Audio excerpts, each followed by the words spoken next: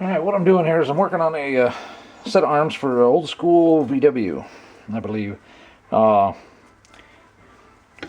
Anyway, I'm using, he needs his arms a little bit shorter. He's using Bibani's lower control arms. This is not something I'm going to normally do. It's kind of a pain in the ass. But anyway, he's using Bibani's upper control arms, needs these as short as possible basically. So we're trying to get them at least an extra 1/4 inch. I make the arms 3/8 to a 1/2 inch, so they work out somewhere in that ballpark, shorter than stock, because as when you put these Z control arms on, the angle of the upper control arm changes, and that pulls the kingpin in. So these are shortened a bit to help bring it back into line, get the camber back into line. So anyway, what I'm doing here is I put the measuring jig on here. Now the back, that stays the same length between these arms and the normal ones, because if I cut any more off here, the hole that the torsion bar arm mounts to, that hole will get cut through, and I don't want that. So this back part here will not be any shorter, so I measure and mark that. On the front here, I want it basically as short as it is on the other arms, so I'm measuring it there. So what's changing here is where the notch is here. These are the first set of plates that I basically oopsed on and had the 1/4 inch hole cut back too far. Well, that's working out on this set of arms. So I put the red mark there just as an idea, just to show where they came out with the measuring plate compared to the other ones. So this arm, or this line right here, the pencil line all the way across, is where it needs to get cut to line up with the back of the plate there, the upright plate. So that line's marked. The red line here, so you can see we're getting at least another 1/4 inch here from the other arms. So that'll make these arms at least a 1/2 inch to 5/8 inch shorter than stock. That should be enough. The risk we run into with trying to make it any shorter than that is the space in the shock pocket here. There's just not enough room for the shock, because it'll be recessed down in there, and as it swivels back and forth, you can see the dent in the shock there. It ends up hitting the top of the plate here, or it hits in the back. So we don't really want to cut any more space out of there than we have to. So it looks like I will, because that's off a 1/4 inch, this plate is a 1/4 inch too long, this plate is a 1/4 inch too long, so I will have to adjust some of that. But for the most part, everything else, laser cut, everything else should fit, stuff like that. It should go together just as nice as the other ones. And it helps use up plates that were basically going to end up being scrap. Let's see if we can give a bit of an idea here. Okay, kind of hard to work around the camera here, but I'm going to put this lug in here to line these two up. You can see that the holes line up. The outside perimeter, basically from here back, is all the same. What's changing is that front edge there.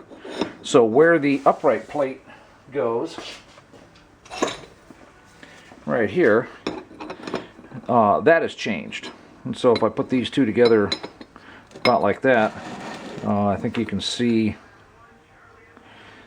where that extra is. So basically, all I really need to do right now to modify this plate is line up the front edge here, and then mark and cut off that much of that plate, of the bottom plate.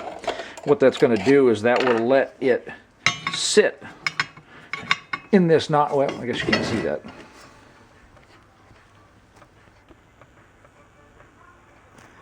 Okay, so that'll let it sit in here the right distance, so that the plate, so it'll get cut off at the same distance, so that'll actually keep the end of the arm there shortened. If I just put it on here, basically I would have to cut it a 1/4, this part would be a 1/4 inch longer, and that's kind of counterproductive to what we're trying to do here. So I'll cut this one off. Basically I've got the same thing to do to the other side of the plate. You can see there the notches are off here on that one as well. So it basically, let's see here. Well, actually the length is the same. I'll have to trim, no, I won't even have to trim that. I'll have to check that a little bit more. There may be something else off in here. I'll find out as I get the arm cut and get it mocked up. But this side plate's the one I'm concerned with for now, because that'll keep me from pushing it together once I've cut it. Alright, here's an idea how, if you can see it or not. Let's see here. Right here is the,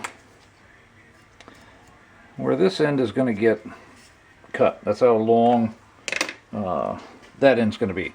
So what the question was basically, with the two different plates, since they'll still line up on these holes, the difference is off here on the end. So basically, that edge, that denotes the, that basically shows where the front edge of the 1/4 inch vertical plate's going to be. Okay, so if I extend that out and just line those up, that gives you an idea how it fits. There's, you know, there's some room under there. Now that's been beveled, but there is some room under there. This is back a little further than that stuff. So with this one, to put that plate in the same spot, that's going to push all that a little bit forward. So if I do the same thing and extend that line forward and set it on here where it lines up, it's not quite sitting down here, so I definitely have to bevel that, but I don't need to cut that off. Once I bevel that, that'll stick out there just fine. That's not going to be an issue. There's also it kind of feels like there's some clearance down there. I've got to bevel that to find out. I may have to do a little clearancing down in here, but otherwise it shouldn't be an issue. Just bevel the end here, which is something that needs to be done normally anyway, and I think it'll be good to go. We'll find out for sure when I get the arm cut.